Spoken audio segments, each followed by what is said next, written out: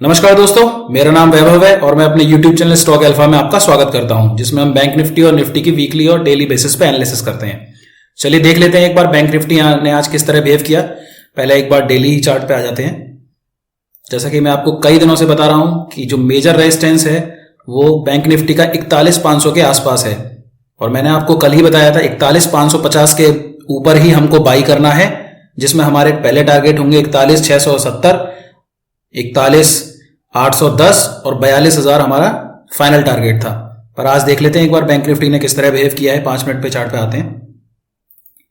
जैसा कि आप देख सकते हैं कि पहले bank Nifty gap up open होता है और फिर उसी में ही, जैसा मैंने आपको लास्ट टाइम कई बार मैंने आपको यही बात बताया है कि जो लोग लास्ट आवर में बाई करके जा रहे हैं वो लोग खुलते ही प्रॉफिट बुक करते हैं। तो इसी वजह से मार्केट में पहले एक डिप आता है और फिर जैसे ही कोई मेजर लेवल होता है, जैसे हमारे 41,400 का लेवल है, वहीं से मार्केट ने रिबाउंड किया। और जो हमारा मेजर रेजिस्टेंस मैं आपको कई बार से बता रहा था 41,550 है, उसके ऊपर जैसे ही मार्केट निकलता है तो मार्केट एक रैली करता है 41,670 तक की। 41,670 वो लेवल है जो मैं आपको एक बार डेली चार्ट पे दिखा देता हूं। 41,670 का लेवल, ये 41,670 का लेवल है, ये वाला जो इस स्विंग का हाई है। तो जाहिर सी बात है हमको यहां पर एक रेजिस्टेंस फेस करना पड़ता। जैसा कि आप देख सकते हैं यहां पर रेजिस्टेंस मिला और मार्केट एक बार नीचे आया और फिर वहां से सपोर्ट लेके, क्योंकि 41,550 को बहुत हैवी वॉल्यूम से तोड़ के गया था, तो दोबारा वहां से सपोर्ट लेके दोबारा मार्केट ने फिर कोशिश करी कि 41,670 के ऊपर जाने की फिर से कोशिश करी, पर फिर भी रेजिस्टेंस वहां पे मिली उसको। तो अगर आप यहां पे 5 EMA या फिर जिसको हम जानते हैं एम पैटर्न या डबल टॉप पैटर्न जिसे हम कहते हैं, अगर उसके नीचे अगर हम ट्रेड करते हैं, जो कि 41,550 क्योंकि बहुत मेजर लेवल था, वहीं जो मेजर इसी को ही जब भी कोई भी इंडेक्स या कोई फ्यूचर जब भी कोई भी उसको तोड़ता है, किसी मेजर लेवल को तोड़ता है, तो पहले वो रेजिस्टेंस होता है और फिर एक सपोर्ट की तरह काम करता है, जो कि उसने यहां काम किया। तो जैसे ही ये मेजर सपोर्ट टूटा, मार्केट लगातार नीचे आता गया और लास्ट आवर में कंसोलिडेट किया है। अब जैसा कि आप देख सकते हैं मार्केट जो बंद हुआ है 41,268 के आसपास बंद हुआ है। चलिए देख लेते हैं मार्केट कल किस तरह बिहेव कर सकता है। मान के चलिए कल मार्केट गैप अप ओपन होता है, जैसा कि पिछले 5 दिनों से हो रहा है कि मार्केट गैप अप ओपन होता है, खासतौर से बैंक निफ्टी, और फिर उसी में नीचे आना शुरू हो देता है। चलिए मार्केट मान लीजिए कल गैप अप ओपन होता है 41,400 के आसपास या 41,500 के आसपास, तो पहली कैंडल हम देखेंगे कि जो भी नेगेटिव बनेगी उसका हम हाई को ऐसे लेके शॉर्ट कर सकते हैं। मार्केट जब तक 41,550 के ऊपर फिर से नहीं जाएगा तब तक मार्केट बुलिश नहीं होगा। मार्केट को अगर बुलिश होना है तो पहले 41,550 का लेवल तोड़ना होगा, जिसमें हमारे पहले टारगेट होंगे 41,670 और मेजर टारगेट होगा हमारा 41,840 के आसपास का। पहले हम इस लेवल को देखेंगे कि इसको लेवल को तोड़ता है कि नहीं तोड़ता है। अगर तोड़ता है तभी हम आगे बढ़ेंगे, नहीं तो हम यहाँ पे अपना देखेंगे कोई नेगेटिव कैंडल लगा होगी तो हम उसको एसएल मारते हुए और अपना पार्शियल प्रॉफिट बुक करेंगे।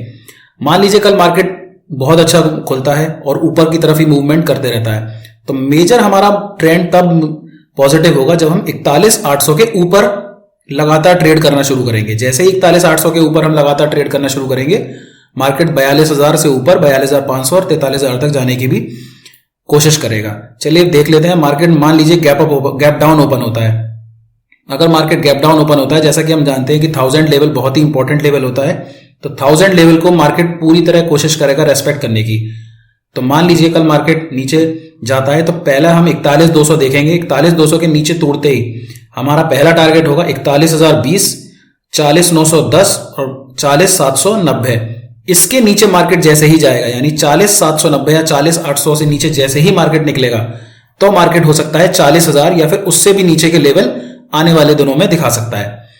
अब जैसा कि हम 2 दिन से देख रहे हैं कि बैंक निफ्टी जो है हमारा बेरिश है और निफ्टी हमारा बुलिश है, क्योंकि आज एक फेड की मीटिंग है जिसमें इन्फ्लेशन के डाटास वगैरह पर बहस होगी और देखा जाएगा कि कितना रेट हाइक करना है।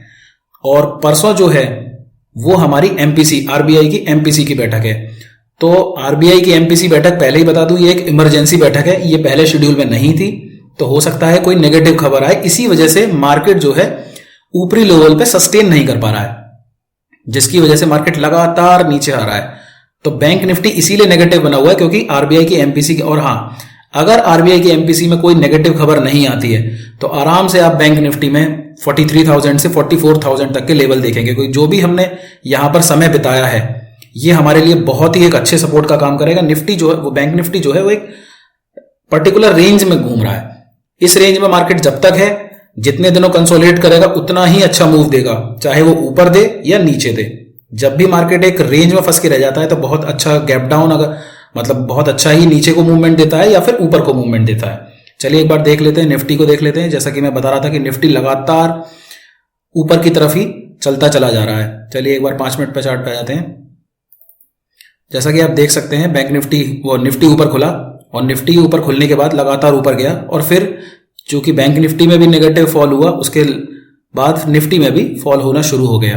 पर निफ्टी एक बहुत अच्छे लेवल पे क्लोज हुआ है, तो हो सकता है कि निफ्टी जो है, पर्टिकुलर निफ्टी अपनी बुलिशनेस जारी रखे। अगर कल को मार्केट 18,190 का लेवल तोड़ता है तो हमारे टारगेट होंगे 18,280 और 18,340। मान लीजिए निफ्टी जो है वो नीचे की तरफ का लेवल तोड़ता है, 18,070 का लेवल अगर तोड़ता है तो हमारे टारगेट होंगे 18,010, 17,920 और 17,800 हमारा इवेंचुअल टारगेट होगा।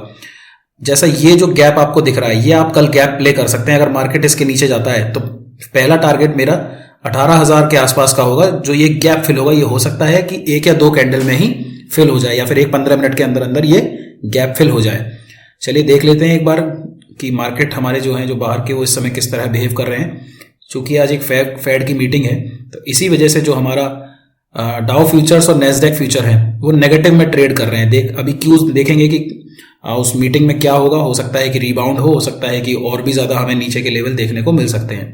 तो इस पर हम नजर रखेंगे कि नेस्डैक और डाउ जोन्स कैसा बिहेव करेंगे। अभी हमारा कोई भी व्यू नहीं है, डिपेंड करेगा कि आज की मीटिंग में जो है वो किस तरह के क्यूज निकल के आते हैं, और मिनट्स ऑफ मीटिंग जो निकलेंगी उस पर देखते हुए कल का ट्रेड डिसाइड होगा। जैसा कि आप देख सकते हैं, डॉलर इंडेक्स भी 111, 111.5 के आसपास घूम रहा है। ये लेवल बहुत अच्छा तो नहीं है, लेकिन हाँ ठीक है। मतलब इसके ऊपर अगर जाता है, 112 के ऊपर जाता है, तो हमारे लिए फिर से नेगेटिविटी बढ़ने का कारण ये बन सकता है। जैसा कि आप देख सकते हैं, और मार्केट भी आज अच्छा बिहेव करके गए हैं, लेकिन हमारा जो फेड की मीटिंग है उस पर हम डिपेंड करेंगे। अच्छा, नेस्डैक जो है, नेस्डैक लगातार नीचे रहा है, तो हो सकता है कि अगर आज की डेट में कुछ अच्छा आता है, जैसा कि आप देख सकते हैं नेस्डैक ऊपर से बहुत ज्यादा करेक्ट हो चुका है, तो अगर नेस्डैक 11,700 के ऊपर अगर मान लीजिए अगर निकलता है, हमारी फेड में कोई ऐसी बुरी खबर नहीं आती है, तो हमारे जो आईटी स्टॉक्स हैं, अब हमें आईटी स्टॉक्स पर बहुत फोकस रखना पड़ेगा। जिसके लिए मैं आपको रिकमेंड करूंगा कि टीसीएस आप देख सकते हैं। अगर टीसीएस 3270 के ऊपर निकलता है, आर्ली कैंडल अगर क्रॉस करता है, तो हम इसमें बाइंग कर सकते हैं with a stop loss of 3250। बहुत छोटा स्टॉप लॉस लेंगे, क्योंकि पता नहीं है कि किस तरह आईटी स्टॉक्स बिहेव करेंगे। लेकिन यहां पर हो सकता है कि ये अगर लेवल तोड़ता है, जो कि इस स्विंग का हाई है, इसको अगर तोड़ता है, तो हो सकता है कि हमको यहां पे 3350 से लेकर 3400 के लेवल हमको यहां पे मिले। तो एक बहुत छोटे स्टॉप लॉस से अगर 3270 का लेवल टूटता है तो 3250, और अगर और नीचे आप लेना है तो 3230 का एसएल लेके हम यहां पे बाइंग इनिशिएट कर सकते हैं। ये स्ट्रिक्टली ट्रेडिंग के लिए है, लॉन्ग टर्म के लिए अभी भी मैं रिकमेंड नहीं करूंगा कोई भी आईटी स्टॉक्स, क्योंकि इन्फ्लेशन लगातार इस समय प्रॉब्लम कर रहा है, रिसेशन का खतरा बना हुआ है। तो मैं रिकमेंड कोई भी आईटी स्टॉक नहीं करूंगा। ये सिर्फ एक ट्रेडिंग पर्सपेक्टिव के लिए बता रहा हूं। और अगर 3270 का लेवल नहीं तोड़ता है तो इसमें हमको कोई भी पोजीशन नहीं बनानी है। धन्यवाद दोस्तों। अगर आपको मेरा एनालिसिस अच्छा लगता है तो लाइक करें, कमेंट करें और सब्सक्राइब करें मेरे चैनल को। और अगर कोई आपका सजेशन या फिर कोई क्वेरी हो, अगर आप कोई कॉल या पुट लेके गए हो, तो आप अपने कमेंट में अपनी क्वेरी भी पूछ सकते हैं। धन्यवाद दोस्तों।